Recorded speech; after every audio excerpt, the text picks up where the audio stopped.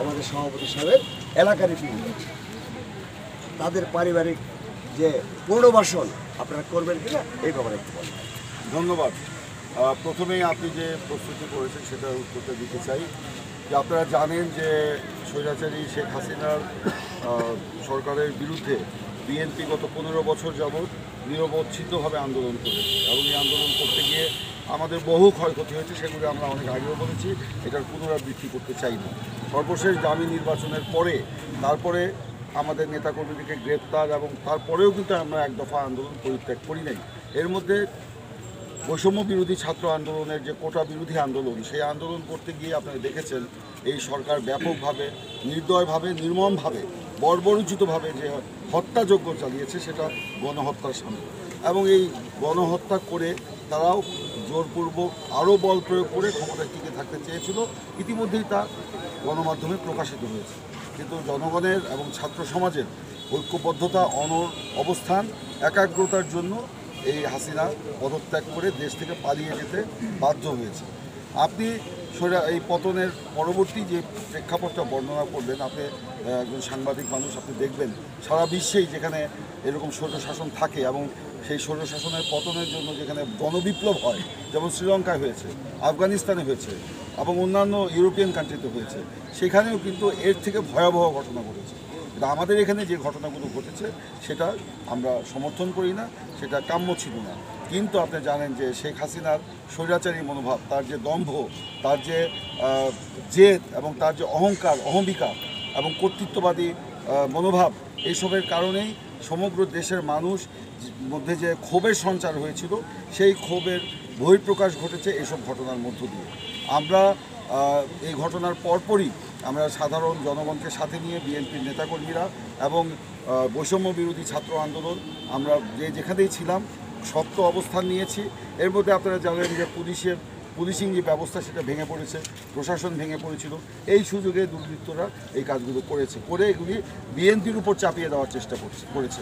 কিন্তু বিএনপি এই ঘটনার সাথে কোনোভাবেই জড়িত নয়। বিএনপি প্রতিহিংসার রাজনীতি করে না। প্রতিহিংসার রাজনীতি করলে এখন প্রেক্ষাপট ভিন্ন হতো।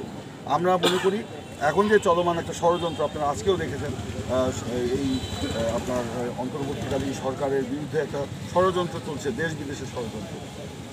আজকেও সেটা বাংলাদেশের এই যে বিচার বিভাগে এই হাসিনা সরকারের ঘাপটি মেরে বসে থাকা যারা অনুসারী আছে তাদেরকে দিয়ে একটা ষড়যন্ত্র করার পায়তারা করছিল। সেই ষড়যন্ত্র কিন্তু ছাত্র সমাজ আজকে রুখে দিয়েছে। আমরা বিএনপিও মাঠে ছিলাম, আমরা রুখে দিয়েছি। তো এরকম ষড়যন্ত্র চলছে, এই ষড়যন্ত্র বাস্তবায়নের জন্যই এই প্রেক্ষাপটগুলো রচনা করা হচ্ছে বলে আমরা মনে করি। আমরা দৃঢ়ভাবে বলতে চাই এগুলো আমাদের সৃষ্টি নয়। আমরা এর বিরুদ্ধে কঠোর অবস্থান নিয়েছি, প্রশাসনকে কঠোর অবস্থান নেওয়ার আহ্বান জানিয়েছি এবং আইনশৃঙ্খলা বাহিনী এবং সেনাবাহিনীকেও আমরা সর্বাত্মকভাবে সহযোগিতা করছি এই কঠোর অবস্থান নিয়ে এগুলো নির্মূল করার জন্য। একটু সাম্প্রদায়িক সম্প্রীতির বিষয়টা একটু বলবেন। সাম্প্রদায়িক সম্প্রীতি শেরপুরে 6 জন শিক্ষার্থী এবং শ্রমজীবী মানুষ শহীদ হয়েছেন। আজকে আপনারা জানেন যে বাংলাদেশ জাতীয়তাবাদী দল বিএনপি পক্ষ থেকে সারা বাংলাদেশে যেসব শিক্ষার্থী বা শ্রমিক জনতা নিহত হয়েছেন তাদের কবর জিয়ারত, তাদের পরিবারের সাথে সাক্ষাৎ, সম্ভাব্য কিছু সহযোগিতা করা এবং আহতদের খোঁজখবর নেওয়ার একটি কর্মসূচি চলছে। বিএনপির যুগ্ম মহাসচিবরা এই বাংলাদেশের সকল বিভাগে আপনারা দেখেছেন তারা চলে গেছে। আমাদের দলের জেলা অঙ্গ সংগঠনের জেলা নেতৃবৃন্দ যাচ্ছে, তাদের পাশে গিয়ে দাঁড়াচ্ছে। তারই অংশ হিসাবে আজকে আমি শেরপুরে এসেছি এবং আমি এই শেরপুরে যারা নিহত হয়েছেন তাদের আত্মার প্রতি, স্মৃতির প্রতি গভীর শ্রদ্ধা নিবেদন করছি, তাদের আত্মার মাগফিরাত কামনা করছি এবং শুধু শেরপুর নয়, সারা বাংলাদেশে যারা নিহত হয়েছেন, আহত হয়েছেন, তাদের পরিবারকে এবং তাদেরকে পুনর্বাসনের জন্য আমরা সরকারের কাছে আহ্বান জানিয়েছি। আপনারা জানেন যে একটা বিশাল সংখ্যক মানুষ কিন্তু নিহত হয়েছে। কত মানুষ নিহত হয়েছে আমরা কিন্তু এখনও সেই হিসাব আমরা জানি না, পাই নাই। তো সরকারের কাছে আমরা বলেছি তার মেশিনারিজকে ব্যবহার করে এটা সঠিক সংখ্যা নির্ণয় করে তাদেরকে পর্যাপ্ত পরিমাণ সহযোগিতা করা, তাদের পরিবারের কোনো একজনকে কর্মসংস্থানের ব্যবস্থা করে দেওয়া এবং আহতদের সম্পূর্ণ সরকারি খরচে চিকিৎসা দেওয়া। এবং আমাদের দলের পক্ষ থেকে, বিএনপির পক্ষ থেকে আমরা তাদের পাশে দাঁড়াচ্ছি, তাদের অভাব অভিযোগগুলো শোনার চেষ্টা করছি। যেমন আজকেই আমরা যে শহীদ মাহবুবুল আলমের বাসায় গিয়েছিলাম, সেখানে আমাদের সে ওই ইউনিয়ন দিয়ে পাকুড়ি ইউনিয়ন ছাত্রদলের সে একসময় যুগ্ম সম্পাদক ছিল। শুধু সেই কারণে না, আমরা অনেকের ক্ষেত্রে সেটা করছি। সেখানে আমাদের হযরত আলী সাহেব সেখানে বলে এসছেন যে ওই পরিবারের কাউকে একজন চাকরি দিবেন এবং তার পরিবারের ভরণ পোষণের সমস্ত দায়িত্ব হযরত আলী সাহেব নিয়েছেন। তো এবং গতকালকে ওই ওখানে 50,000 টাকাও দিয়ে আসছে এবং তাদেরও করছে। এবং আমরা কিন্তু সব জায়গায় আমার এলাকায় যারা মারা গেছে হালুয়াঘাট ধোবাওড়া, আমরা কিন্তু তাদের পাশে দাঁড়াচ্ছি। আমরা ক্ষমতায় নাই, আমাদের স্বাদ আছে কিন্তু সাধ্য নাই, তারপরেও আমরা আমাদের ব্যক্তিগত তহবিল থেকে যতটুকু সম্ভব করার সেটা আমরা চেষ্টা করছি। কিন্তু মূলত দায়িত্ব হচ্ছে রাষ্ট্রের, কারণ এই স্বৈরাচারের পতন ঘটিয়ে অসম্ভবকে সম্ভব করেছে এই বীর সন্তানেরা। তাদের দায়িত্ব অবশ্যই রাষ্ট্রকে দিতে হবে এবং আমরা রাষ্ট্রকে সেই আহ্বান জানাচ্ছি এই দায়িত্ব গ্রহণ করার জন্য। সাম্প্রদায়িক সম্প্রীতি বার্তা আমরা পাবো কিনা বিএনপির পক্ষে? আমরা অলরেডি কঠিন বার্তা দিয়েছি।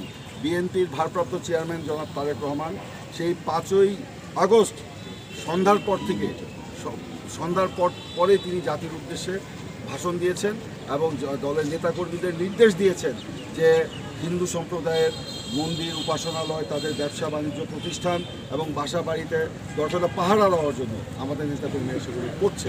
তারপরেও দুঃখজনকভাবে আমরা দেখছি 2-4টি জায়গায় এরকম ঘটনা ঘটেছে, কিন্তু পরবর্তীতে আমরা তদন্ত করে দেখেছি এগুলোর সাথে রাজনৈতিক কোনো সংশ্লিষ্টতা নেই।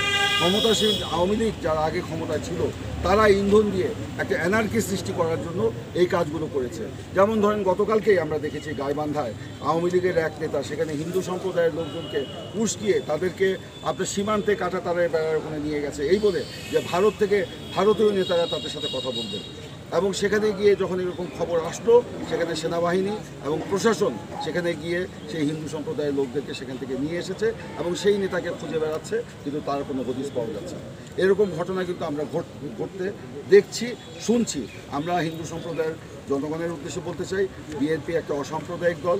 বিএনপি এই নীতিতে বিশ্বাস করে যে ধর্ম যার যার, রাষ্ট্র সবার, এই নীতিতে বিএনপি বিশ্বাস করে। বিএনপি কখনোই অন্য ধর্মের উপর আঘাতের নীতিতে বিশ্বাস করে না।